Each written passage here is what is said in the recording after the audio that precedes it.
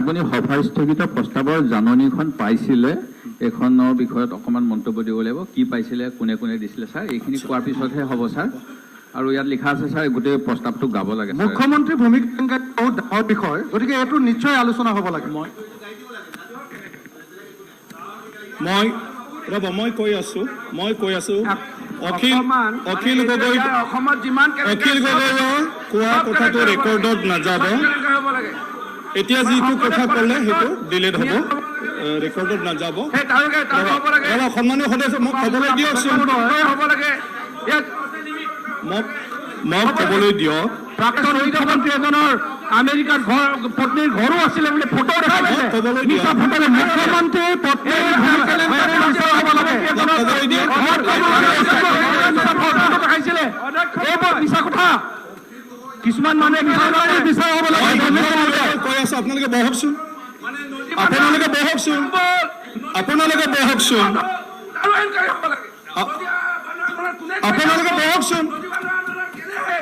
আরে নদী বান্ধ কৰ পৰা আহি গলা কৰ বহকচোন আরে যোনে যি মনত যায় সেইবিলাক ক'লে নহ'ব সন্মানীয় সদস্যসকল বহক আমি এডজৰ্ণমেণ্ট মোচনৰ এডমিছিবিলিটিৰ ওপৰত আলোচনা কৰি আছো আমি আপুনি শুনকচোন আপোনালোকে কথাটো শুনকচোন দুই পক্ষই যদি সেইটো কথা কোৱাকৈ হৈ থাকে তো বিষয়টোৰ ওপৰত জানিব কেনেকৈ তো সেইটোৰ কাৰণে এডমিছিবিলিটিৰ ওপৰত মই যিহেতু নাকচ কৰিছোঁ ইয়াৰ ওপৰত ক্লিয়াৰিফিকেশ্যন বিচাৰিছে তো ক্লিয়াৰিফিকেশ্যন নাই নহয় ডাঙৰীয়া মইতো আপুনি যদি ক'বই নিদিয়ে আপুনি আপোনাৰ এডমিছিবিলিটি থকাৰ কথাটো আপুনি কৈ যাওক এইটো ক'ত আছে ইয়াৰ পিছত তেখেতে ক'ব আপোনাৰ তাত ৰুল বুকটো আছে মই অলৰেডি ক'লো ক'ব দিব লাগিব স্পীকাৰে যদি ক'ব নেপায় ইয়াত আচ্ছা স্যাৰ এডমিসিবিলিটি আমাৰ দুটা নোটিসৰ নাই আপোনাৰ কৈছো সাবজুডিস আপুনিটো জানা মানুহ না আপোনাৰটো আপোনাৰ বিষয় তেতিয়া শেষ হৈ গ'ল স্যার সাবজুডিস নহয় মই এটো না কিয় সাবজুডিস নহয় ইয়াত আছে আপুনি আপোনাক পেপাৰটো দিয়া হ'ব সেইটো এংগল নাই সেইটো গুৰুকুটি কোনো বিষয়ৰ ওপৰত আলোচনা হ'ব লাগে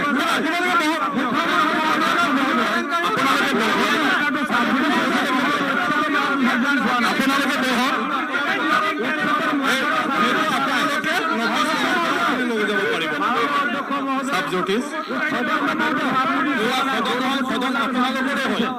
সদনখন আপোনালোকৰে হয় তো আপোনালোকে আমি অকণমান কওকচোন আপোনালোকে বহকচোন আপোনালোকে বহক আমি যিটো বিষয় আনিছো আপোনালোকে বহক সাবজুডিসৰ এংগলটো বেলেগ আৰু আমি যেটো নহয় আপোনালোকে মই এটো বেলেগ এংগল এটো সাবজুডিস নহয় আমাৰ সন্মানীয় এলপি ডাঙৰীয়া আমাক অলপ এডমিসিবিলিটি যেটো তেখেতসকলে নোটিছ আনিছিলে মই তেখেতকে গাব কৈছো এডমিসিবিলিটিৰ ওপৰত তেখেতক মই ক'ব স্যাৰ আমাৰ এটো মানে বহকচোন আগতে বহকচোন আপুনি আগতে বহকচোন বহক আগতে শুনি লওকচোন মাননীয় অধ্যক্ষ মহোদয় যোৱাকালি আমি সভা স্থগিতৰ প্ৰস্তাৱৰ এটা জাননী বিধানসভাৰ যি আমাৰ rules of procedure and conduct of business in Assam legislative এছেম্বলিৰ 56 নং বিধি অনুসৰি নিম্ন স্বাক্ষৰকাৰীসকলে সদনৰ সভা স্থগিত কৰি তলত উল্লেখ কৰা জৰুৰী ৰাজহুৱা গুৰুত্বপূৰ্ণ বিষয়টো আলোচনাৰ দিহা কৰিবলৈ প্ৰস্তাৱ আগবঢ়াইছোঁ প্ৰস্তাৱটো আছিল মহোদয় RBS ৰিয়েলটৰ্ছ প্ৰাইভেট লিমিটেডে 29 বিঘা 9 লেচা চৰকাৰী আৰু সিলিং মাটি ক্ৰয় কৰোঁতে অসমৰ ভূমি নীতি 1989 আৰু সিলিং আইন 56 উলংঘা কৰি দুৰ্নীতিৰ আশ্ৰয় লৈছে ইয়াতে আমি স্বাক্ষৰকাৰী আছিলোঁ দেৱব্ৰত শইকীয়া প্ৰমুখ্যে আমাৰ বিধানসভাৰ কংগ্ৰেছ বিধায়িনী দলৰ সমূহ সদস্য মহোদয় আপুনি ইয়াক এডমিছিবিলিটি নহ'ব বুলি কৈছে আৰু তাৰ কাৰণে আপুনি কৈছে যে আপুনি ভাবিছে যে এইটো কোনো তথ্য প্ৰমাণ নাই ফেকচুৱেল নহয় মহোদয় ফেকচুৱেলৰ উপৰিও যিকেইটা কথা আছিলে মই অকণমান 2 মিনিটত কৈ দিম যে মোচনটো এই অধিৱেশনৰ প্ৰথম হ'ব লাগে এইটো ফাৰ্ষ্ট সিটিঙত প্ৰথম দিনাই দিছোঁ আমি মেটাৰ স্পেচিফিক যে আমি অকল RBSৰ ভূমি কেলেংকাৰী কথা কৈছোঁ আৰু ৰিচেণ্ট বুলি এইকাৰণেই কৈছোঁ যে আমাৰ বিধানসভাখনো হোৱাৰ পিছত এইটোৱে আমি প্ৰথম এনেকুৱা এটা অৱকাশ পাইছোঁ এই আলোচনা কৰিবলৈ মই কৈ লওঁ গোটেইখিনি আপুনি একেবাৰতে কৈ দিব দ্বিতীয়তে মহোদয় মেটাৰ আগতে ডিছকাছ হোৱা নাই আৰু ৰিভাইভো নহয় পাষ্ট কাৰণ এই RBSৰ ভূমি কেলেংকাৰী আমি আগতে কেতিয়াও আলোচনা কৰা নাই আৰু resolution after discussion can be made হয় মহোদয় আমি যিহেতু আমি কৈছোঁ দুৰ্নীতি হৈছে, আইন উলংঘা হৈছে, এইবিলাকৰ বিষয়ে যি প্ৰশাসনিক ব্যৱস্থা ল'ব লাগে, অনুশাসনমূলক ব্যৱস্থা, সেইখিনি ল'ব পৰাকৈ সদনৰ ক্ষমতা আছে। আমাৰ আইন ভংগ হোৱাৰ বাবে আইন ভংগকাৰীৰ ওপৰত শাস্তি হোৱাকৈ এটা ব্যৱস্থা লোৱাৰ পৰামৰ্শ দিবলৈ। এই মেটাৰটো গৰুখুটিৰ নিচিনাকৈ চাব জুডিচ হৈ থকা নাই, ইয়াত কোনো বিশেষাধিকাৰৰ কথাও নাই, আৰু এইটো সম্পূৰ্ণ it relates to state government. এতিয়া আৰ্জেণ্ট ভেৰি ৰিচেণ্ট হ'লেই, আৰু ঘটনাটো হ'ল allotment and occupation of land is under relevant provisions of law and rules framed thereunder. আমাৰ যি অসমৰ মাটি, সেই মাটি ৰুলৰ আণ্ডাৰত আৰু তাৰ লৰ আণ্ডাৰত হ'ব লাগে। এতিয়া আমি কৈ আছোঁ যে it is violation of government policy. সেই গতিকে এই আমি সদনত চৰকাৰৰ কাম কাজ নিৰীক্ষণ কৰাটো বিৰোধী ভূমিকা। সেই গতিকে আমি ৰুল যে ভাইলেট কৰাৰ পিছত তেখেতসকলৰ দায়িত্ব আছিলে মিনিষ্টেৰিয়েল ৰেছপনচিবিলিটি, যিটো এই ডাঙৰ কিতাপখন যিখনত লিখা আছে যে 1920 চনৰ পৰা এডজৰ্ণমেণ্ট মোচনৰ বিশেষ কোনো পৰিৱৰ্তন হোৱা নাই।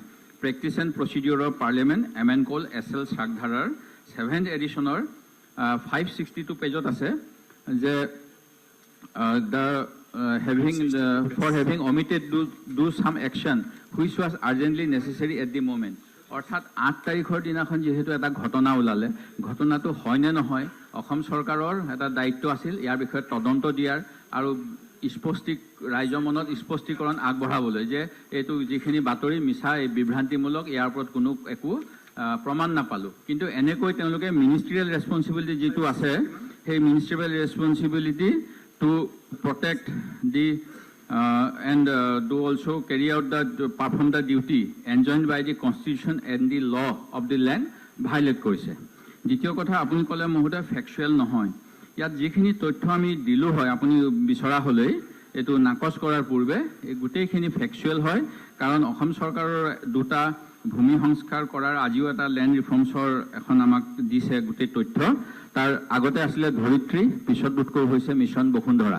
এই দুইটাৰ অধীনত যিকোনো মানুহে কাৰ নামত কি মাটি আছে, কি আছে, এইবিলাক চাব বিচাৰিলে এটা মাউচৰ বুটন টিপি পেলাই গোটেইখিনি উলিয়াব পাৰে লগ ইন কৰি।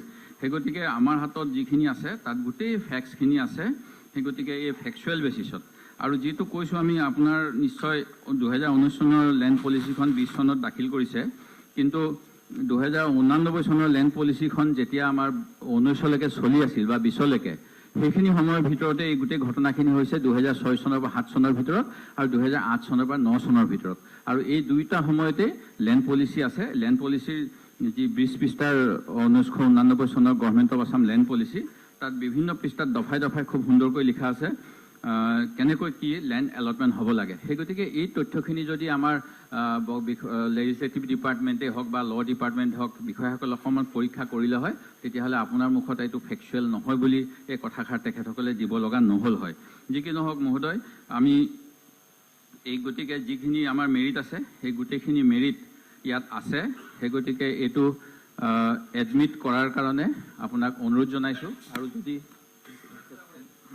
মানে যিহেতু এই কামখিনি হয় আমি সকলোৱে জানো, আমাৰ ইয়াত সন্মানীয় সদনৰ যিসকল নতুন সদস্যসকলে কমকৈ জানিব পাৰে, যিসকল পুৰণা সদস্য অভিজ্ঞ সদস্য জানে, চাব ডিভিজনেল লেণ্ড এডভাইজৰী কমিটি থাকে।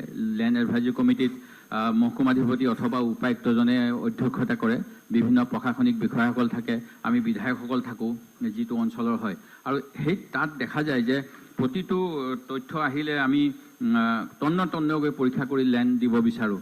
আৰু আমাৰ অসমৰ নতুন ভূমি নীতিও আছে যে খিলঞ্জীয়াসকলে পাব লাগিব, ইয়াত বসবাস কৰি থকাসকলে পাব লাগিব, আৰু যিসকলে নাই পোৱা তেওঁলোকক চৰকাৰী মাটি বা উচ্ছেদ কৰি যাবলৈ দিছে। কিন্তু ব্যৱসায়িক স্বাৰ্থত মাটি দিব লাগে বুলি কোনো এটা লেণ্ড পলিচিতে মহোদয় নাই। সেই গতিকে আমি বাৰম্বাৰ কৈ আহিছোঁ যে আমাৰ বিধানসভাখনৰে দায়িত্ব হ'ল যে বিধি প্ৰণয়ন কৰাৰ পিছত বিধি ৰূপায়ণ হৈছে নে নাই, বিধি ৰূপায়ণ কাৰ্যপালিকাই নাই কৰা যদি আমি কেতিয়াবা কোৰ্টলৈ যাব লগা হয়। কিন্তু কোৰ্টত গ'লে আমাক পলিটিচিয়ানবিলাক গ'লে তাত কোৰ্টত চৰকাৰী পক্ষৰ পৰা কোৱা হয় এওঁলোকে ৰাজনীতি কৰিছে, এওঁলোকে কোৰ্টত আহিব নালাগে, বিধানসভাত যুদ্ধ কৰক। আৰু বিধানসভাত যদি আমি আমাৰ সঁচা কথাখিনি ক'বলৈ নাপাওঁ মহোদয়, তেতিয়াহ'লে আমাৰ সাধাৰণ ৰাইজৰ আমি প্ৰতিনিধি আমি ক'ত যাম। সেই গতিকে ইয়াত আমি যিখিনি ভুল হ'লে আমি নিশ্চয় স্বীকাৰ কৰিম, কিন্তু ইয়াত যিখিনি প্ৰাৰম্ভিকভাৱে তথ্য পোৱা গৈছে, সেই তথ্যখিনিৰ ভিত্তিত এটা ৰিজলিউশ্যন ল'ব পৰা যায় যে এজন চিটিং জাজৰ যোগেদি তদন্ত কৰি যিসকল দোষী শাস্তি আৰু যিটো ভূমি অবৈধভাৱে লৈছে সেই ভূমিখিনি চৰকাৰে পুনৰ ঘূৰাই ল'ব লাগে আৰু ইত্যাদি বিভিন্ন ধৰণৰ কথাখিনি তেনেকৈ পৰামৰ্শ দিব। সেই গতিকে এইটো আলোচনা হোৱাৰ যথেষ্ট অৱকাশ আছে, যিখিনি সময়ত যোৱা বিধানসভাত প্ৰতিজন বিধায়কে এটা প্ৰশ্নও সোধে যে বান ক্ষতিগ্ৰস্ত ভূমিহীন পৰিয়ালৰ সংখ্যা কিমান। প্ৰতিখন জিলাতে সেই তথ্যটো দিয়া হয়, কোৱা হয় যে মাটি পোৱা নাই কাৰণে বহাব পৰা নাই। তেনে ক্ষেত্ৰত ব্যৱসায়িক স্বাৰ্থত কেনেকৈ চৰকাৰী মাটিটো দিব পাৰে আইন উলংঘাকাৰী, এইটো এটা ডাঙৰ প্ৰশ্ন। সেই গতিকে এই প্ৰশ্নটোৰ উত্তৰ আমি সদনত শাসক পক্ষ বিৰোধী পক্ষই আলোচনা কৰি বিচাৰিব লাগিব। যদি প্ৰয়োজন হয় প্ৰস্তাৱ অনুসৰি আইন সংশোধন কৰিব লাগিব, বিধি সংশোধন কৰিব লাগিব। সেই গতিকে মই ভাবোঁ যে এইটো এটা গুৰুত্বপূৰ্ণ বিষয়, যিহেতু প্ৰতিখন জিলাৰ পৰাই 12,000, 20,000, 25,000কৈ ভূমিহীন আছে বুলি আমাৰ বিধানসভাৰ তথ্যত আছে। সেই গতিকে আমি সেই চৰকাৰী মাটিখিনি কেনেকৈ আমি অন্যক দি দিব পাৰোঁ ব্যৱসায়িক স্বাৰ্থত, যিটো আইনত নাই। সেই গতিকে মহোদয় এইটো আলোচনা কৰাৰ সুবিধা দিয়ক, এই আপোনাক অনুৰোধ জনালোঁ। সন্মানীয় বিৰোধী দলৰ দলপতিয়ে কৈছে যে এই বস্তুটো 2006 আৰু 9 গতিকে অধ্যক্ষ ডাঙৰীয়া, the motion must be restricted to a specific matter of recent occurrence. আপুনি এডমিছিবিলিটিৰ ওপৰত আহাই নাই, মই জাষ্ট ৰেফাৰেঞ্চতে আনিছোঁ, বিকজ আপুনি এইটো একচেপ্ট কৰা নাই। এইটো ৰিচেণ্ট নহয়, it is a case of 2006 and 2009, আৰু বাকী মই বেছি কথা নকওঁ। কেছটো হয়নে নহয়? কেছটো হয়নে নহয়? কেছ বুলি নকওঁ, আপোনালোকৰ অভিযোগ মানে মুখ্যমন্ত্ৰীৰ পৰিয়ালৰ ভূমি মুখ্যমন্ত্ৰীৰ কথা আনিব নালাগে। অখিল গগৈ ডাঙৰীয়া, আপুনি ধুনীয়া মাটি দখল কৰিছে নকলীয়া অভিযোগ দিয়া মানুহ। মুখ্যমন্ত্ৰীৰ কথা ইয়াত সামৰি কথা ক'ব নালাগে। সত্য সদায় সত্য হৈ থাকিব, সত্য অসত্য হ'ব নোৱাৰে, পুৰণা হ'লেও নতুন হ'লেও। সেই গতিকে আমি এতিয়া সত্যটো গম পাইছোঁ, সেই গতিকে সত্যহে আমি অৱদান বিচাৰিছোঁ। আৰু এই চৰকাৰৰ ঘোষণা যে যিসকলে দুৰ্নীতি কৰে তেওঁলোকক শাস্তি দিব, 800জন দালালক শাস্তি দিয়া হৈছে। আৰু কোৱা হৈছে যে যিসকল দুৰ্নীতিগ্ৰস্ত, প্ৰধানমন্ত্ৰী নৰেন্দ্ৰ মোদী ডাঙৰীয়া ঘোষণা, কংগ্ৰেছীসকলক জেলত পঠাব যিসকলে দুৰ্নীতি কৰিছে, আৰু আমাৰ প্ৰশাসনিকভাৱে সংস্কাৰ হ'ব। আৰু যিসকল ৰাজনীতিক দুৰ্নীতিগ্ৰস্ত তেখেতসকলৰ বাবে আইন অনাৰ কথাও আছে। সেই ক্ষেত্ৰত আমি অকণমান আগভাগ লৈ অসম প্ৰথম হ'ব পাৰোঁ যদি হ'ব লাগে, এইটোৱে আমাৰ অনুৰোধ মহোদয়। সন্মানীয় সদন, যে এইটো বিষয়ত আমি চবে যি পাৰে নিজৰ যিটো দৃষ্টিভংগী সেইটো লৈ মন্তব্য ৰাখিলে, আৰু আমি ইয়াত এই বিষয়ৰ ক্ষেত্ৰত যিটো কথা পাতিছে আৰু যিখিনি কথা আমাৰ নটিচ দিওঁতে অনা হৈছে যে এটা জৰুৰীকালীন হিচাপে আমাৰ হাউচ এডজৰ্ণ কৰি পেলাই সেই বিষয়ৰ ওপৰত আলোচনা কৰিব লাগে। বিষয়টো হ'ল সেইটো বিষয় আলোচনা কৰিব লাগে নালাগেৰ লগত নহয়। বিষয়টো হয় এডজৰ্ণমেণ্ট মচনৰ কথা যেতিয়া আহে, বাকী গোটেই কাৰ্যসূচীবোৰ ছাছপেণ্ড কৰিব লাগে, মানে আজিৰ গোটেই ছাছপেনশ্যন। মই এজ এ স্পীকাৰ, মোৰ কথাটো হ'ল সেই বিষয়ৰ কাৰণে আমি হাউচ ছাছপেণ্ড কৰি পেলাই অকল সেইটো বিষয়টোৱে আলোচনা কৰিব লগা পৰিৱেশ মই দেখা নাই।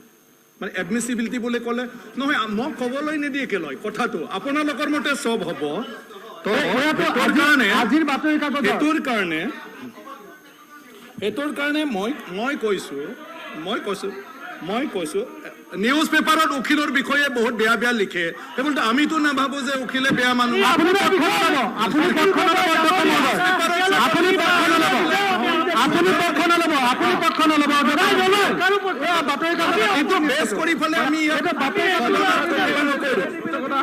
আজি বাতৰি কাকত বিষয়ৰ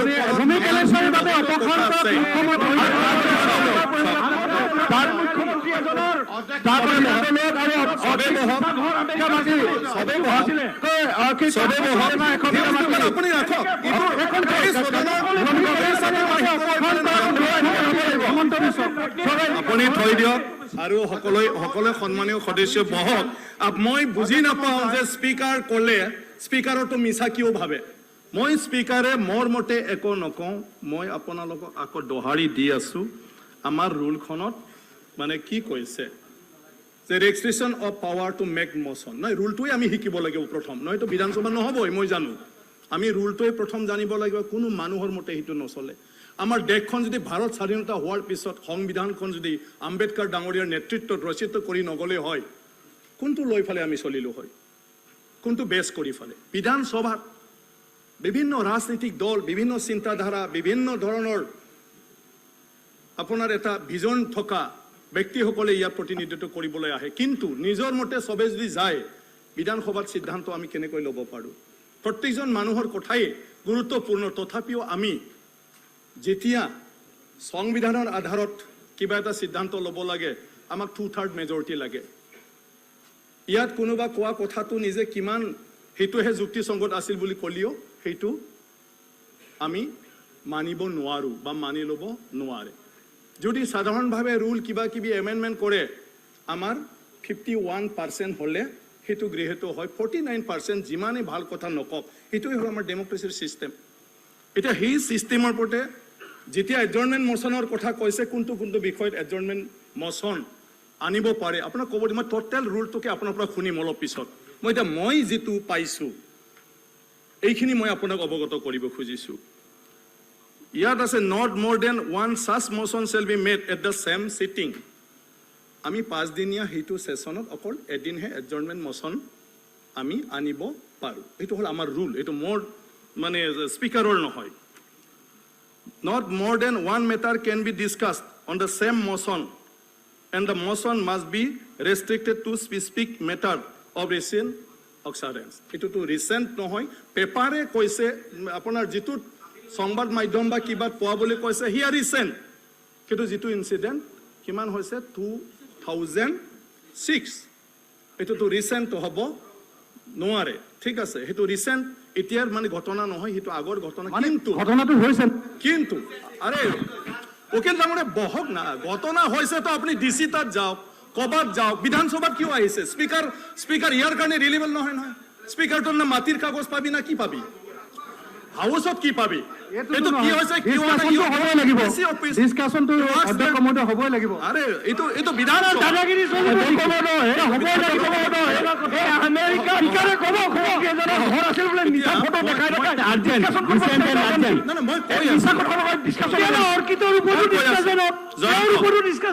মই কৈ আছো। ইয়াৰ পিছত কৈছে the motion must not receive discussion on a matter which has been discussed in the same session. যদি সেই সেশনত কেতিয়া আমিতো আজিহে বহিছো, সেইটোতো কোনো কথা আহি নপৰে।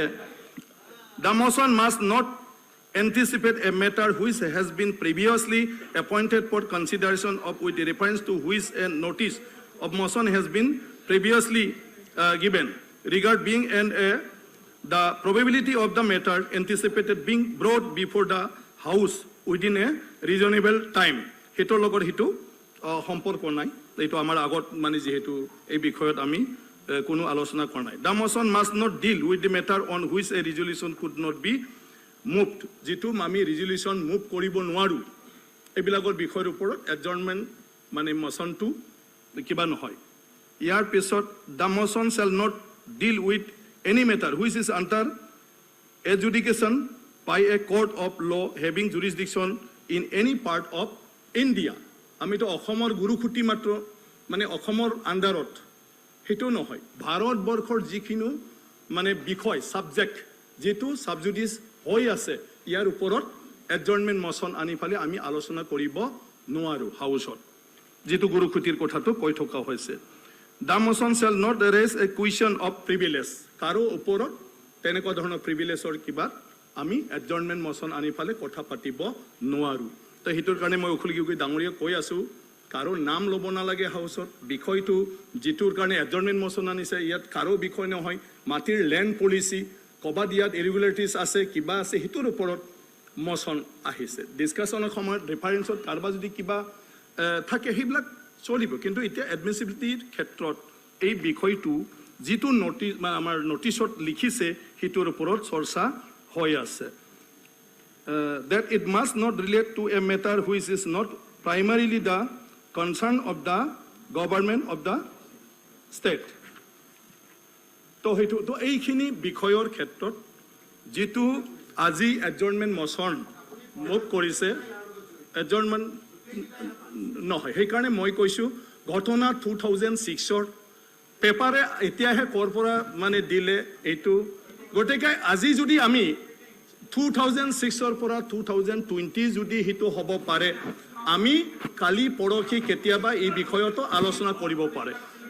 মোৰ কনচাৰ্ণটো মই কৈছোঁ হাউচ এডজন কৰি ফালে অন্যান্য গুৰুত্বপূৰ্ণ বিষয়টো বাদ দি ফালে কথা পাতিবলগীয়া বিশেষ ইয়াত আছে বুলি মই নহয়, কাৰণ মুখ্যমন্ত্ৰী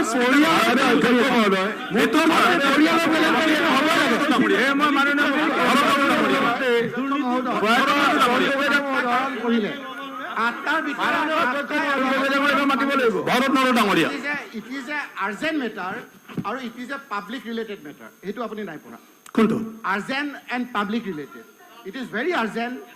নহয় মই তেতিয়াহ'লে আমি নহয় মই একৰ পৰা পঢ়ি যাওক। এই যিটো আমাৰ প্ৰস্তাৱ গোটেইকেইটা আপোনাৰ মানি চলিছে আৰু এইটো পাব্লিক ইম্পৰ্টেঞ্চ আৰু আৰ্জেণ্ট। পাব্লিক আৰ্জেণ্ট থাকে পাব্লিক আপোনাৰ আলোচনাটো কৰিবলৈ দিয়ক।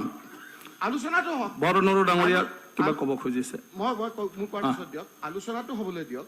আলোচনা হৈ পেলাই আপোনাৰ এটা তদন্ত হওক, তদন্ত হৈ পেলাই যদি দুখী নহয় নহ'ব। আলোচনাটো হোৱাত কি অসুবিধাটো আছে অধ্যক্ষ মহোদয়? নহয় আলোচনা মোৰ আপত্তি নাই।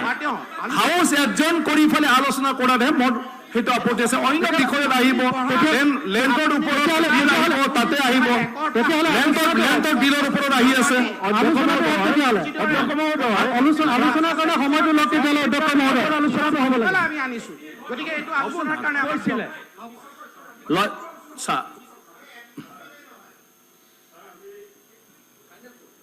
স্যাৰ প্ৰেক্টিচন আমাৰ যেতিয়া লোকসভা ৰাজ্যসভা আৰু বিধানসভাত স্যাৰ আমি কৈ থাকক প্ৰেক্টিচন প্ৰচিডিউৰ পাৰ্লিমেণ্ট MN ফৰেন চাকডৰ এইটো আমি গাইডলাইনছ হিচাপে আমি এছেম্বলি গোটেই ভাৰতবৰ্ষৰ যিমান বিধানসভা আছে আমি এইটো গাইডলাইনছ হিচাপে আমি এইটো লওঁ, এইটো ফ'ল' কৰোঁ। আমি এইটো লোকসভা ৰাজ্যসভাটো এইটো কৰে। ছাৰ ইয়াত যিটো পেজ 562 যেটো আমাৰ লিডাৰ অফ দ্য অপজিশ্যনো কৈছিলে, ইয়াত স্যাৰ এটা কথা আপুনি চাব, এইটো admissibility of adjournment motion adjournment motion to be admissible. মানে স্যার এটো কিয় ডিসকাশন আছে? নহয়, এইটো আপুনি have already rejected এডমিছিবিলিটি। You have already rejected. Must That's all. process the following. You have already rejected. No, You have already rejected. No, you can't say. No, it is admissibility. You have already rejected. You have already rejected. That's over. কোনটোৰ ক্ষেত্ৰত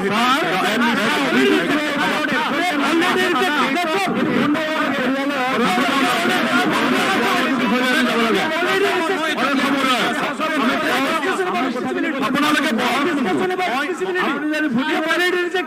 clear কৰি দিয়া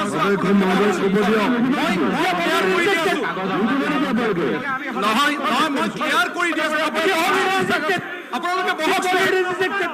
আপোনালোকে বহক। আচ্ছা ঠিক আছে মই কৈ আছো যে আজি যিটো এডজৰ্নমেণ্ট মোশ্যন আনিছিলে ইয়াক মই ৰিজেক্ট কৰিছো।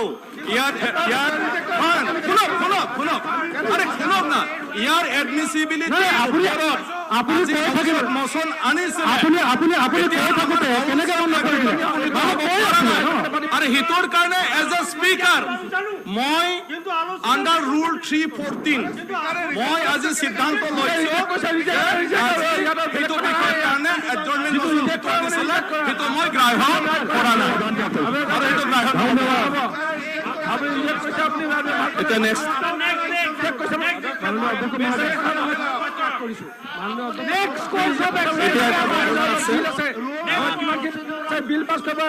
অসম বিধানসভাৰ প্ৰক্ৰিয়া আৰু কাৰ্য পৰিচালনা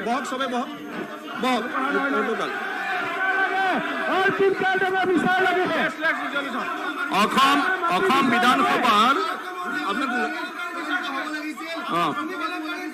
যাওক অসম বিধানসভাৰ প্ৰক্ৰিয়া আৰু কাৰ্য পৰিচালনা যাব বিচাৰিছে সোনকালে যাওক। যিসকলে যাব বিচাৰিছে সোনকালে যাওক। যিসকলে যাব বিচাৰে সোনকালে যাওক। ৱাক আউট কৰিলে বাহিৰত যাব লাগে, ইয়াত নহয়। ৱাক আউটটো বাহিৰতে যাব। সোনকালে যাওক। আপুনি সোনকালে যাওক। চবে অখিল সকলোৱে না শান্তিত কোনোবা গৈছে, কোনোবা ভিতৰত থাকিছে। আৰু সেইফালে তৰ্ক হৈ থকাৰ কোনো কিবা নাই। আমাৰ যিটো এডজৰ্ণমেণ্ট মোচন আছিলে সাব জুডিচৰ কাৰণে সেইটো কৰিছো আৰু অলৰেডি মই ঘোষণা কৰিলো। সাব জুডিচ নহয়, আমাক অকমান ক'ব দিয়ক। মেটাৰ ইজ নট সাব জুডিচ, আমাক অকমান ক'ব দিয়ক এই মেটাৰটো। নাই নালাগে। অসম বিধানসভা প্ৰক্ৰিয়া আৰু কাৰ্য পৰিচালনা নিয়মাৱলীৰ নিয়ম পঞ্চদশ অসম বিধানসভাৰ তৃতীয় অধিৱেশন পৰিচালনা কৰিবৰ বাবে নিম্নলিখিত মাননীয় সদস্য সভাপতি হিচাপে মনোনীত কৰা শ্ৰী প্ৰদীপ হাজৰিকা, শ্ৰী প্ৰশান্ত ফুকন, শ্ৰী হাফিজ বছিৰ আহমেদ, শ্ৰী আব্দুল ৰছিদ মণ্ডল। আৰু সাব জুডিচটো বেলেগ এংগলত আছে, সেই এংগলটো আমি আনাই নাই। এতিয়া কাৰ্যসূচী নম্বৰ 5 আছে। আমি যিটো পইণ্ট আনিছো মাননীয় সদস্য শ্ৰী মৃণাল শইকীয়া ডাঙৰীয়া কিন্তু আমাক অন্যায় কৰিছে, আমাক 54 ক'ব নিদিলে। সেইটো